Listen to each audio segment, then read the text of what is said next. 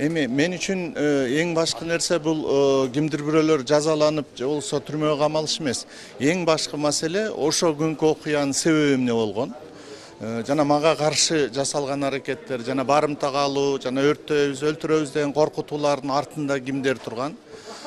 Максат эмне болгон? Мына бул мен эле эмес, коом үчүн да кызык маселе. Бирок мына бүгүнкү күнгө чейин ошо мына 16-17 ошо бала соттолду. Анын ичинде мынакей Садыр Жапаров да 11,5 жылга соттолду. Бирок тилекке каршы ошо кылмыш жагдайы тергөө тарабынан толук иликтенип, толук аныкталган жок. Мына Садыр Жапаровдун сотунда биринчи инстанциядан бери айтып атам. Садыр Жапаровдун ошо кылмышка тиешеси бар, уюштурган деген бир да далил жок иште. Мен айтып атам, Мадамектен атып таштагыла, бирок биринчи далилдеп туруп аткылады. Соттогондо да далил керек. Аним жана Жумабаевдин арызынын негизинде соттоп атышат. Ал ошо түрмөдө жатып өзү 9 жылга соттолгон. Ушул эле иш боюнча. Анан айтып атат да мен Садыр Жапаровдун тапшырмасы менен барып уюштургам деп атат. Ошо барымтага алуу учурунда телефон менен сүйлөшүп тургам. Садыр Жапаров ошо мага көрсөтмө берип турган деп.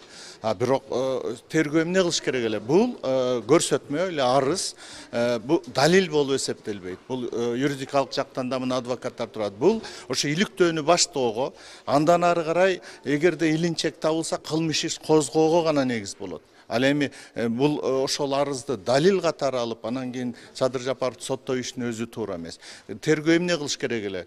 Жумабаев мойнуна алды да, мына мен уюштурдум деп, ал өзү көлдүк эмес, Токтогулдук жигит, Бишкекте жүрөт, өзү корреспондентмин деп атат.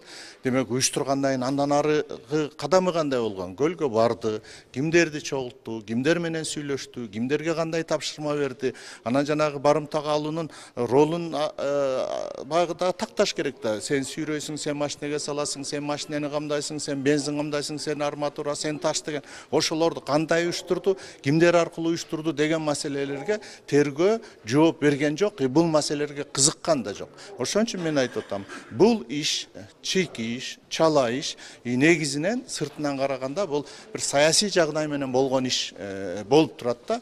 Анан бул жогорку сот мен ушул үмүт кылып турат, элдин баары үмүт кылып турат. Бул ишке акыйкат карап, иштин жагдайын ачууга күнөөлүү кишилер болсо таап келип соттосун, күнөөсү жок кишилерди бошотууга негиз болот деген үмүт бар.